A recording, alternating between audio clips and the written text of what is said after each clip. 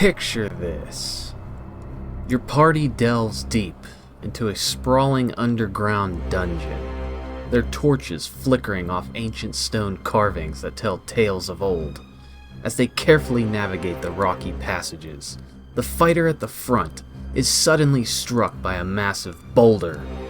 The party quickly scans their surroundings and spots a hulking stone giant partially camouflaged against the stone walls. Before they can react, another boulder crashes down, and then another, pummeling the fighter into the ground. Frustrated but determined, the fighter finally manages to close the gap and takes down the giant with a well-placed action surge.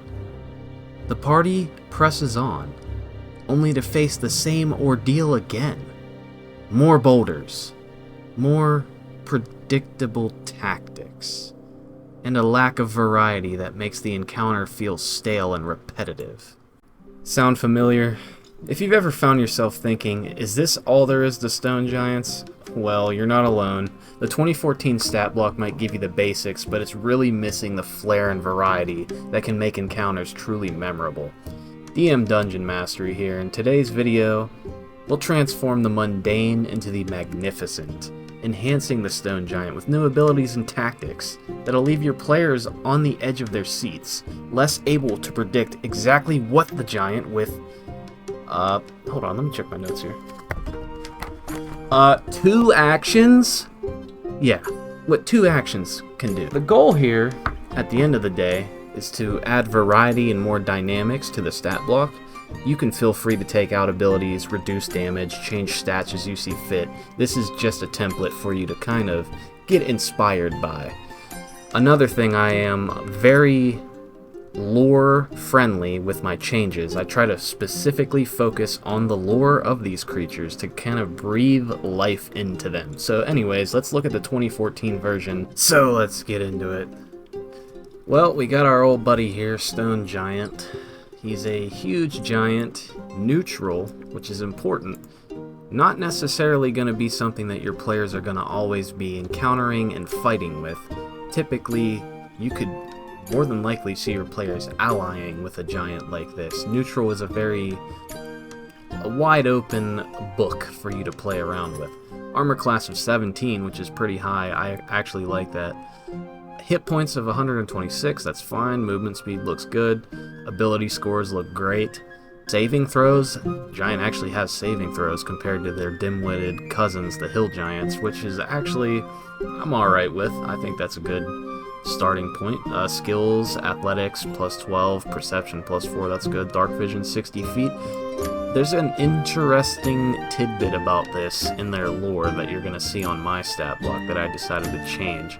Languages, giant, that's fine. Proficiency bonus, yada yada yada. Challenge rating 7. Stone camouflage, here's our first unique passive for the stone giants. The giant has advantage on dexterity stealth checks made to hide in rocky terrain, which is pretty much where you're gonna encounter a stone giant. If they are outside of their stone caverns and homes and walking around on the surface, there's some pretty interesting lore behind that, and they see the outside world as a dream world. They don't believe it actually exists, like there's no consequences out there, so it makes sense that they have advantage in their home base. So we come down to the actions where, of course, just like the stone giants, this is where the mighty has fallen, as we have the basic multi-attack.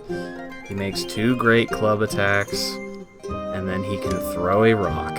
His rock, however, can knock creatures prone, which makes sense being that he's throwing a boulder, and then he actually has a reaction, which is better than most creatures.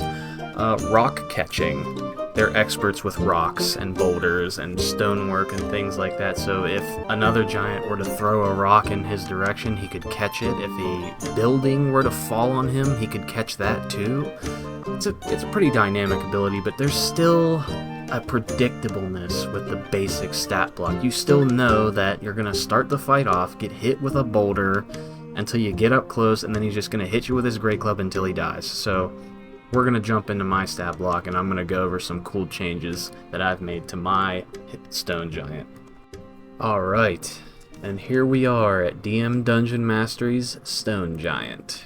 So let's get right into it, and we're gonna move a little bit quickly through this just because there's a lot of changes here. So we got everything right here up at the top is the same. I didn't change anything until we start getting down to skills. The first skill that I added to the Stone Giant is Performance. Now, the reason I did this is because Stone Giants are master artisans when it comes to stonework. And I think a lot of games, when people use their tools, Dungeon Masters let them use a skill proficiency with that tool. So you can remove this if you don't think it fits with your game, but I added Performance because I allow players to make performance checks when they use certain tools to make things. So for stoneworking tools, I think Performance is a good middle ground. You could put Survival, you could argue that. I just went with Performance. I gave them expertise in Performance. So the next thing you'll see immediately under that is damage resistances, bludgeoning, piercing, and slashing. So yes, Stone Giants are going to be the hardy giant race. They are not made of stone, but they do have a stoniness about them. If you look at the Goliath stat block for a player character, not the stat block, the Goliath stats, the abilities, the passives, whatever you want to call them, they have an ability called Stone's Endurance, which lets them reduce damage by a d12 plus their con mod when they get hit. And then it's got a limited amount of uses. That implies that Goliaths have Stone Giant blood in their lineage. So I took the liberty to give Stone Giants resistance to physical damage types.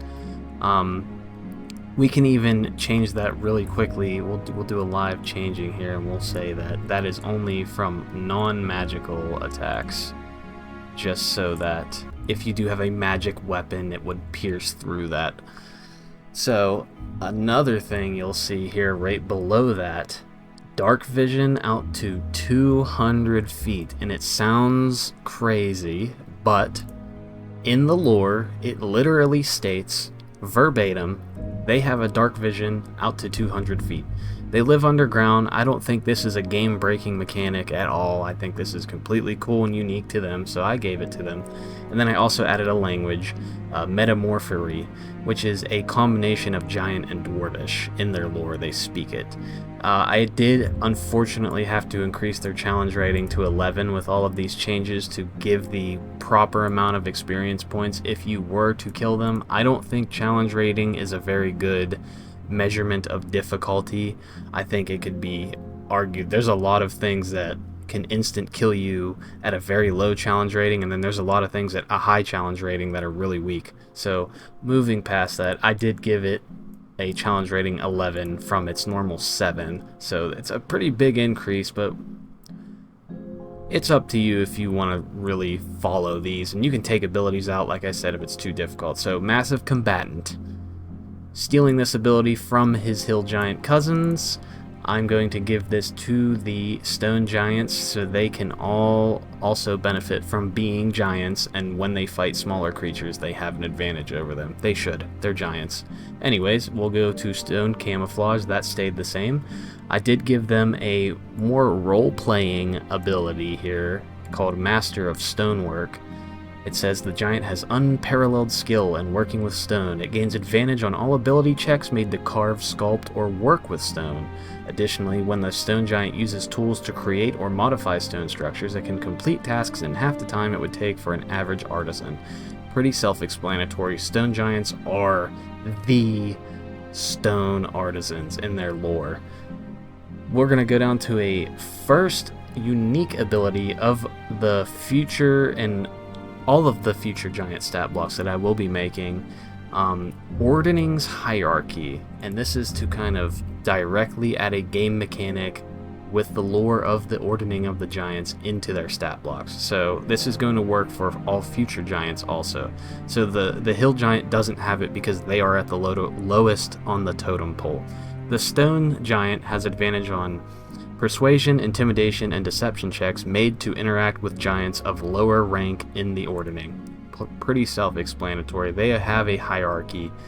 If you would like to know more, just look up the lore on the Ordning. It's pretty interesting. Keen sight and smell. It says in their lore that they have very good sight and smell, so I just gave them a simple ability called Keen Sight and Smell, and that is the abilities. The next section we will be moving into is the actions. Alright, moving into the actions. Here we go. Multi-attack, I had to go back and forth with myself for about an hour. I took way too long determining what I should make the multi-attack for this giant because I did give it a lot of unique abilities. I settled with the giant makes 2 melee attacks with its fists or stone hammer, replacing one with a stomp attack if desired, or if you don't choose to do those, you can make 1 boulder toss attack and 1 melee attack. And you'll see the stone giant, aptly named, has a lot of different rock-based attacks in his stat block, which makes sense to me. Hopefully it makes sense to everybody else watching this too. So the first one, the basic rock toss, I just renamed it to boulder toss. It's the same exact ability, but I think boulder sounds a lot more intimidating, so I changed it to boulder. Now the second, this is a unique ability, rolling boulder. The giant rolls a rock in a 30-foot line, 5 foot wide, and each creature in that line must make a dexterity saving throw or take 4d10 bludgeoning damage and fall prone if they fail to save. This is a really interesting ability. This kind of gives more dynamic fighting capabilities to the stone giant. He can now kind of roll the boulder like a bowling ball and knock the party down. It just adds more than just he's throwing a boulder from far away. He throws a boulder from far away. It's more interesting in my opinion. So we'll be moving up here now to Shattering Boulder. This is his third ability involving throwing boulders. Now, also quick note, Rolling Boulder is his entire action. So if he chooses to use Rolling Boulder, that's his entire action. And also that is the same for the Shattering Boulder ability here. This one is an interesting one. The giant hurls a boulder at a hard surface within 60 feet. So if he's outside of a cave above ground, he can't use this and throw it at a soft grassy knoll. It's not going to work. When he does use this ability, it causes the boulder to shatter and scatter stone shards in a 20-foot radius, so it's like an air burst effect. Creatures in the area must make a dex save, taking 3d8 piercing damage on a failure or half as much on a success, and then also the area becomes difficult terrain. So imagine the party's pushing up through a choke point in the underground stone giant city that they've stumbled upon, and the bard insulted the stone giant king, and he ordered his men to hail boulders down from above, and the party, normally they would just be getting hit with boulders and running and maybe fall prone, but now they can, with these master trick shots with their boulders, slam the boulders against the stone wall, causing them to create these scatterings of stone shards that cover the ground, making it hard to run through the terrain, making it potentially the creatures exposed to more fire from the boulders coming down on them. I think that's a very flavorful ability, and you'll notice in this stat block, no recharge abilities this time. I did rename his great club to a huge stone hammer, and I changed it from a great club to a war hammer, just so that he could have one free hand for the upcoming abilities you'll see.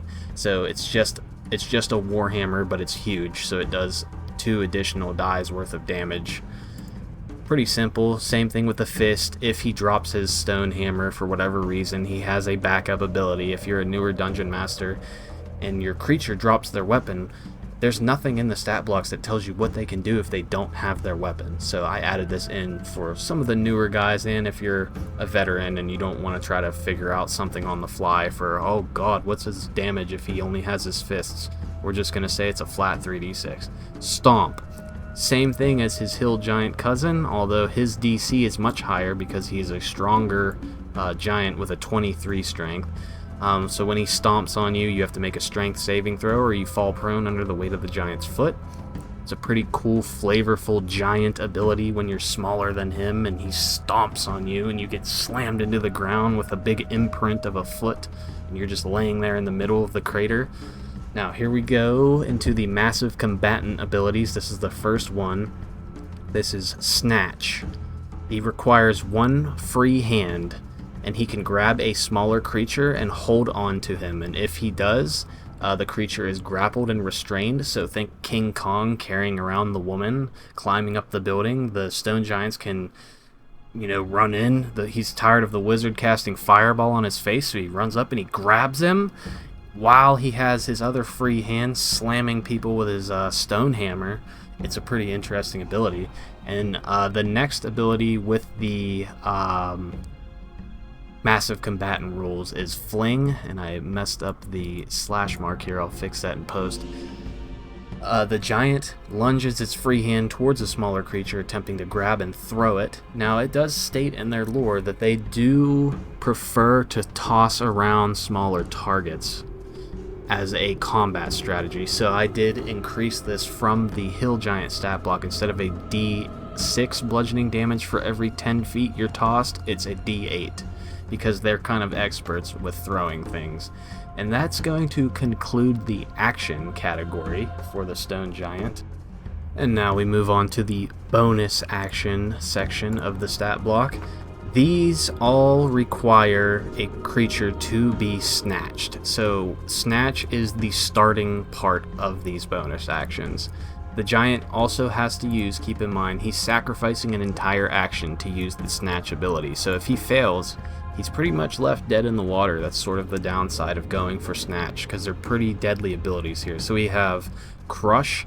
He simply just squeezes whoever's in his hand and they take 3d6 bludgeoning damage, and that's automatic damage. It just happens, and he just uses a bonus action. So imagine if he has the wizard, he crushes them in his one hand and he can still make 2 attacks with his hammer as the fighter and the dwarf cleric are trying to knock the giant down or get him to drop him. It's a pretty cinematic ability in most cases, I've found. And then we have the second part of the bonus action. We have Smash. He spikes the creature into the ground or an object nearby, so you can picture he just takes you, he just slams you into the ground, or he opens up his hand and slams you into the side of the stone wall, and then you fall down and land prone.